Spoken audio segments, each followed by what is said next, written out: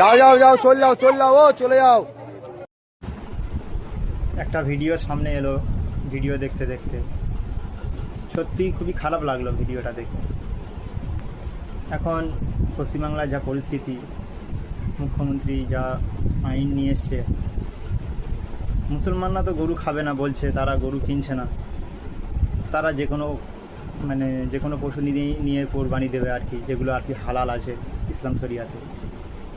কিন্তু যেসব হিন্দু ভাইরা গরু নিয়ে হাটে আসছে, তাদেরকে মুসলমানরা যখন বলছে তোমরা গরু নিয়ে চলে যাও, তোমাদের মা, তোমরা কেন বেচতে এসছো, তাদের মুখের দিকে তাকালে নিজের একটা কান্না পাবে, নিজের এতটাই কষ্ট লাগবে, এতটাই খারাপ লাগবে যে ভিডিওটা না দেখলে আপনি বুঝতে পারবেন না।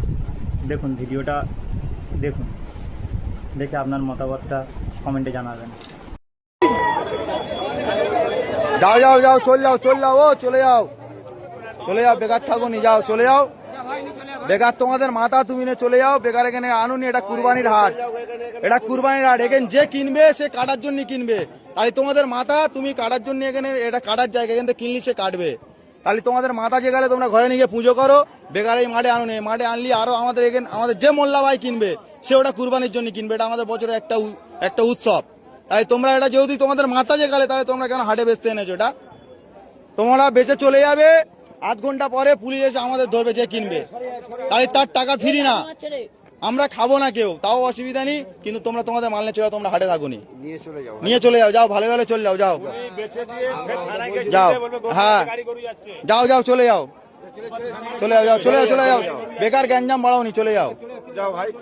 তোমার দেখাবে কি আরো 10 জন আনবে, আমাদের তোমার এখন তোমার একার বলতে হচ্ছে, আরো 10 জন এলে আরো 10 জনের সব বলতে হবে, তাহলে এখন কম আছে, তুমি চলে গেলে আরো 10 জন জেনে যাবে যে এখানে বেশি দিচ্ছে না, তাহলে অটোমেটিক কমে যাবে, আমাদেরও গ্যাঞ্জাম মুক্ত। হাট মালিক, এখানে হাট মালিক বলে কিচ্ছু নেই, এখানে ক্লাবের উদ্দেশ্য চলে, এটা ক্লাবের উদ্দেশ্য চলে, এটা হাট মালিক বলে কিচ্ছু নেই।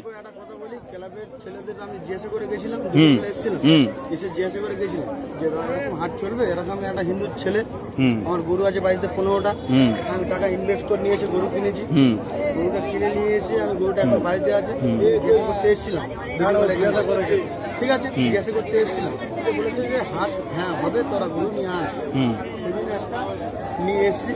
আপনারা যদি বলুন যে চলে যেতে, তাহলে আমরা চলে যাবো। এবার আমি একটা কথা জিজ্ঞেস করি, তোমার এটা তোমাদের ভগবান তো? ভগবান গোমাতা সব মানছি, আমি সব মানছো, তাহলে কিভাবে তোমরা জয় করতে নিয়ে আসছো?